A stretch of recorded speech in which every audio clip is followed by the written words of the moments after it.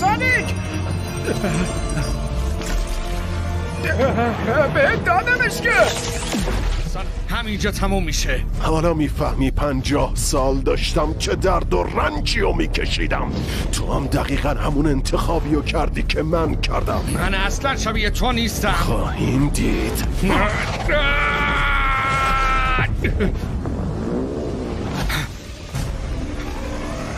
خودتون نشون بده ترسو.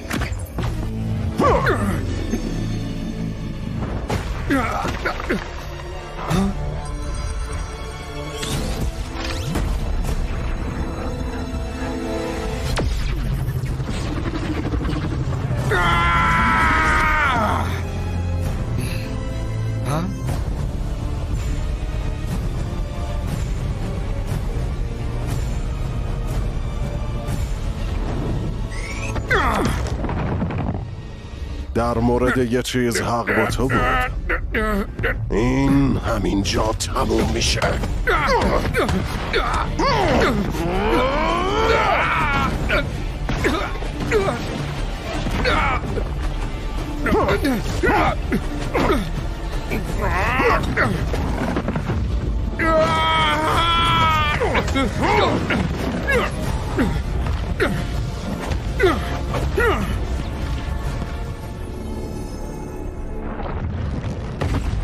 چرا تنهایی؟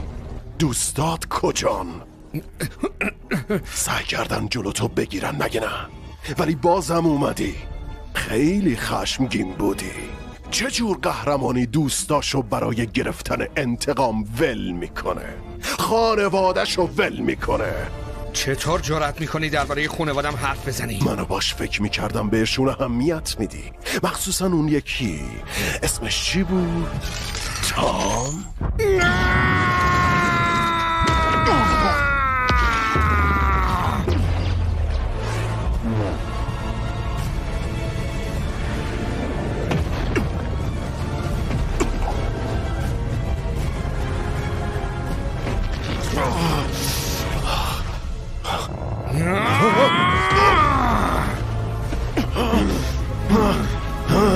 زود باش، تمومش کن. منتظر من این شکلی نیستم. داری چی کار میکنی؟ تو پیروز شدی، انتقام تو بگیر. تو انتقام گرفتن تنهایی درستش کنی.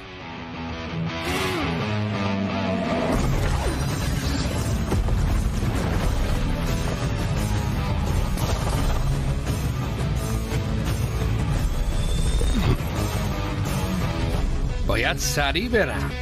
نگو که واسه خودت تیکه کلام داری. درسته خارپشت جدید، همه هم عاشقشن.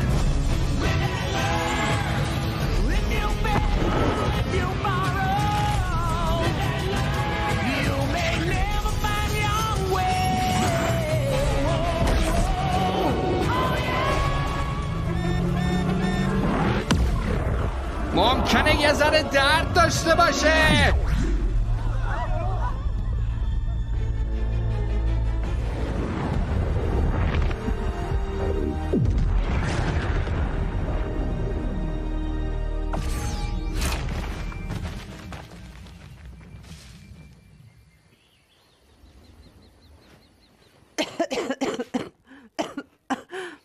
سانیک نگاه کن.